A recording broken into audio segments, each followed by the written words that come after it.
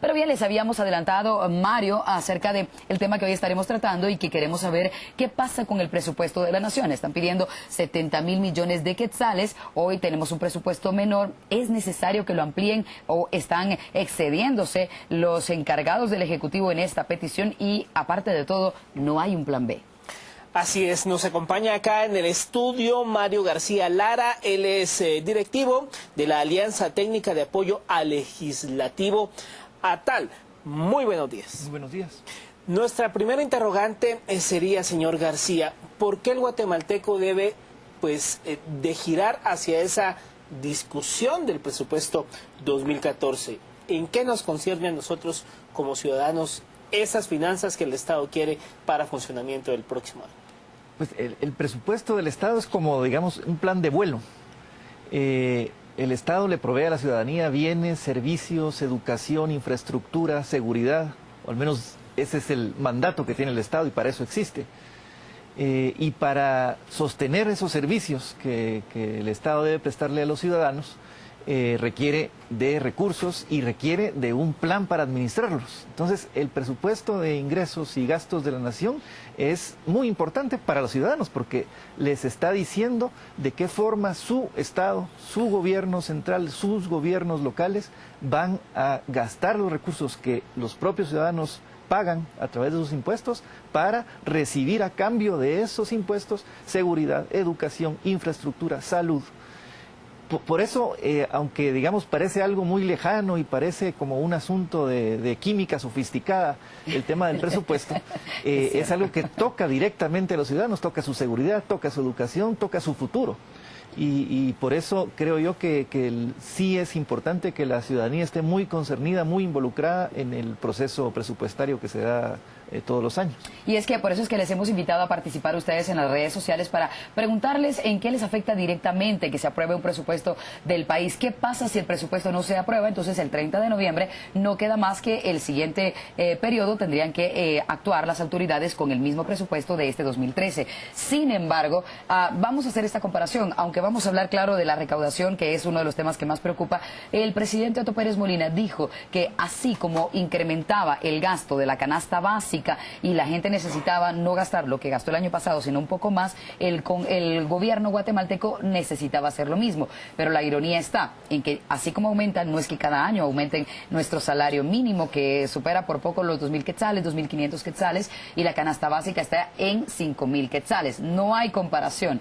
Pero él dice que eso es lo que pasó con el presupuesto y que fue bien evaluado. Ahora, María Castro, del Ministerio de Finanzas, dice que no hay un plan B, porque eso es lo que se necesita sí o sí. De hecho, nosotros ayer usábamos ese juego de palabras sí o sí. Es lo que se necesita. ¿Qué opina usted?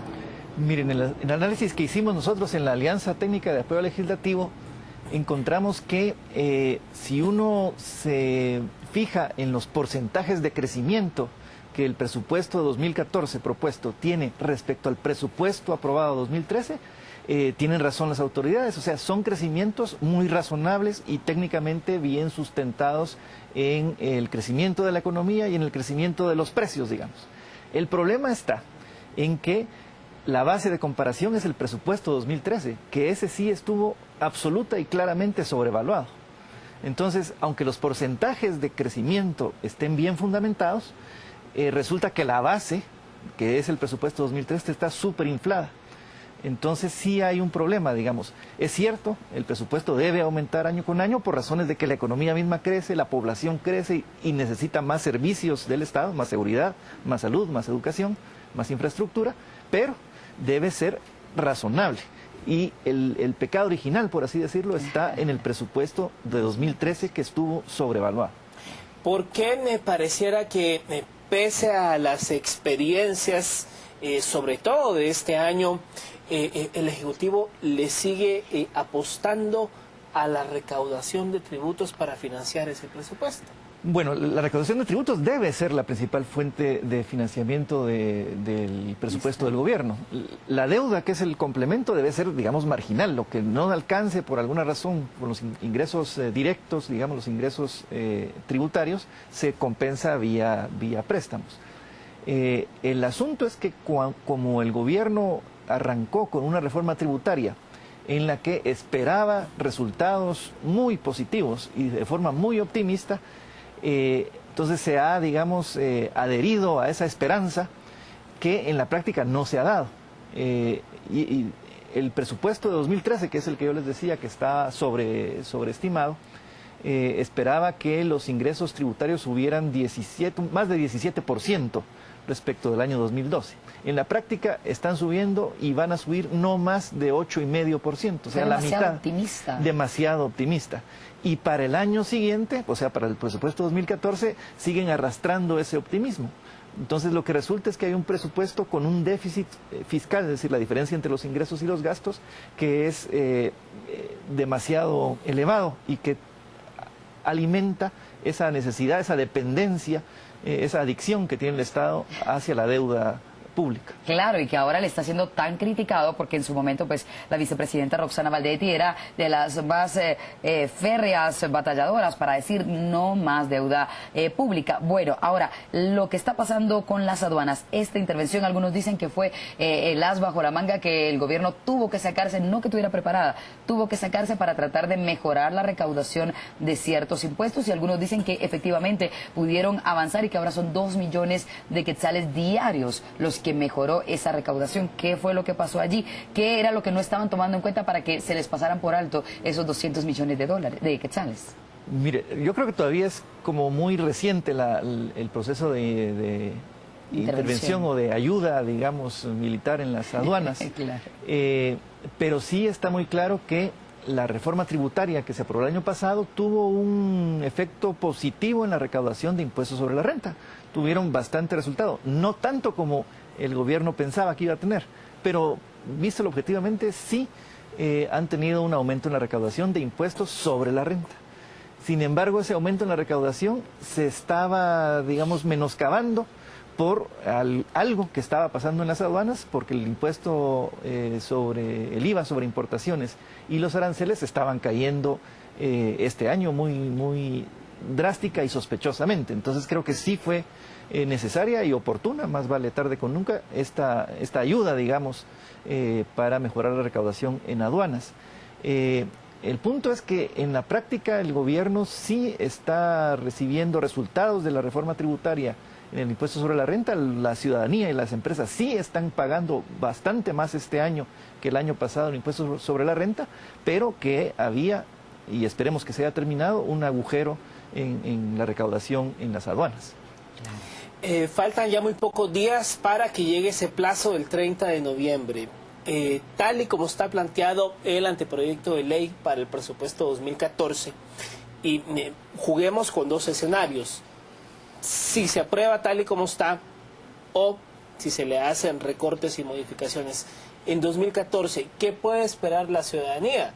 Podemos esperar, pues no sé, mayor inversión en cuanto a salud, educación, o la cosa seguirá igual con esta o con esta cantidad.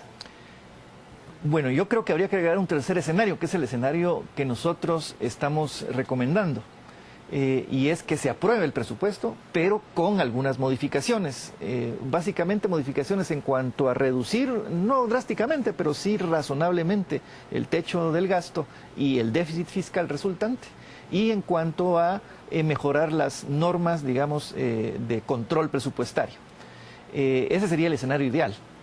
El segundo escenario es que se apruebe como lo enviaron. Es mejor tener un mal presupuesto aprobado, pero diseñado a la medida para el año 2014, que repetir el presupuesto 2013 que está diseñado para otra realidad. Como les digo, lo mejor es tener un traje bien hecho a la medida. Si no se puede, pues aunque esté malo, se va recomendando, pero por lo menos que esté diseñado para esa persona. Pero el peor escenario es que sea un traje para otra persona distinta. El que, si no se aprobara el presupuesto, que es el peor de los escenarios, nos traería como consecuencia un desorden en la administración pública, opacidad en el gasto público, una serie de transferencias interministeriales e intrainstitucionales que no siempre son claras, insatisfacción ciudadana porque hay una serie de compromisos en el presupuesto 2014 que deben ser cumplidas y que si no se aprueba el presupuesto va a tardarse mucho tiempo en hacerse los ajustes para poder satisfacer esas demandas, incluyendo una que es potencialmente delicada en términos de gobernabilidad, que es un aumento salarial al gremio magisterial y al gremio de salud. Entonces, un escenario en que no se apruebe el presupuesto creo que sí es negativo para todo el país, para todos los ciudadanos. Entonces, el llamado un poco es a que el Congreso haga el esfuerzo, enmiende lo que tenga que enmendarse en el presupuesto, pero que sí aprueben el presupuesto 2014. Realmente el presupuesto es un plan de vuelo, una herramienta, pero no es, digamos, una panacea para solucionar los problemas de los guatemaltecos. Eso es un asunto de más largo plazo. La suma de todos los presupuestos anuales, eso sí va dando una línea, digamos, de hacia dónde van las políticas públicas, si se puede o no llegar a la población con satisfactores, pero es un asunto de más largo plazo. El tema aquí es que hay que ser muy consistentes en todos los presupuestos, hay que evitar seguir perjudicando la inversión, que cada vez se gasta menos en inversión y cada vez se gasta más en gasto corriente y en salarios. Claro. Hay que mejorar la calidad del gasto. Cada vez se gasta menos en los ministerios y se gasta más en los consejos de desarrollo y en las municipalidades que no tienen control ni línea de política pública estatal. Esos son los temas claves, digamos, que hay que ir corrigiendo desde ya. Por supuesto, y ahora lo que muchos se preguntan, y me gustaría pues tener su opinión de acuerdo al análisis que hace, es si también los diputados en el Congreso están siendo mesurados, han visto todos los problemas que podría generar un presupuesto con las características no modificadas como las plantea y por eso no lo han querido aprobar, o si es acaso un castigo de la oposición al partido oficialista y los 58 diputados del Partido Patriota no logran hacer peso hacia la balanza donde ellos requieren que las cosas caminen. ¿Qué es lo que pasa en el Congreso? ¿Es un análisis consensuado o es simplemente, por llamarlo de manera sencilla, una gana de fastidiar a los opositores? Mire, yo creo que en el Congreso se dan una serie de incentivos y de razones por las cuales actúan. Se hablaba incluso de que estaban pagando a algunos para que pudieran aprobar ciertas en el Congreso se habla de mucho y ocurren muchas cosas y hay muchos intereses, digamos. Sí. Desde intereses partidarios hasta intereses personales, los intereses que la sociedad civil manifiesta y presiona a la Comisión de Finanzas del Congreso para que suba asignaciones. Es un trabajo complicado el del Congreso.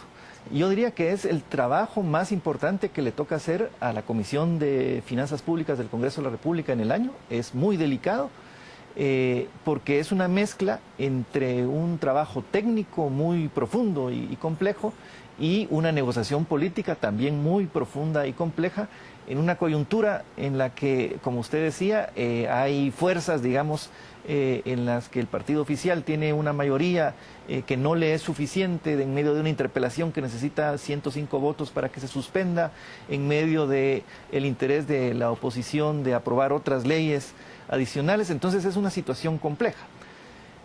Creo que tampoco hay que ser tremendistas, no es primera vez que ocurre. Para eso está el Congreso de la República, para que haya ese debate, para que haya ese intercambio de ideas, para que haya ese tipo de negociaciones, en el sentido de negociar asuntos políticos, me refiero. Yo tengo como partido político de oposición una ley que me interesa mucho, por ejemplo, la UNE tiene una de alumbrado público, les interesa mucho regular el alumbrado público a nivel municipal, y lo están usando para, digamos, gestionar otros temas. Y eso es válido, políticamente es absolutamente válido. Y como les decía, en otras ocasiones, en otros años, ha llegado el 30 de noviembre y ese día hay negociaciones y al fin sale. Lo importante es que haya la voluntad de los diputados de digamos, ceder en lo que cada partido pueda y deba ceder, y la visión de que es más importante el interés del Estado y que ese interés del Estado sí requiere y aconseja que aprueben el presupuesto modificándolo. Bueno, pues muchas gracias, señor Mario, por haber estado con nosotros hablando de este tema. Mucho ojo, Elsa, a la ciudadanía. Son discusiones que, como bien decía nuestro invitado, parecieran de química cuántica y megafísica, Miguel, pero sí. al final la cosa funciona como su presupuesto familiar. Lo que usted percibe como ingresos en su hogar lo debe de administrar bien y no gastar más de lo que le ingresa. Claro, y en este caso hay un gasto desmedido y hay deudas además que están dejando al Estado pues muy mal parado, porque cuando quieran nuevamente tener contratistas para la infraestructura del país dirán, ellos no pagan, ya lo vimos, ya lo vimos. Así que bueno, es para que lo analicemos. Gracias por sus comentarios en las redes sociales y gracias, señor Mario García Lara, por este análisis tan interesante. Es momento de la información deportiva. Portugal avanza con paso firme también para Brasil 2014. Entre otros temas, se los presentamos a continuación.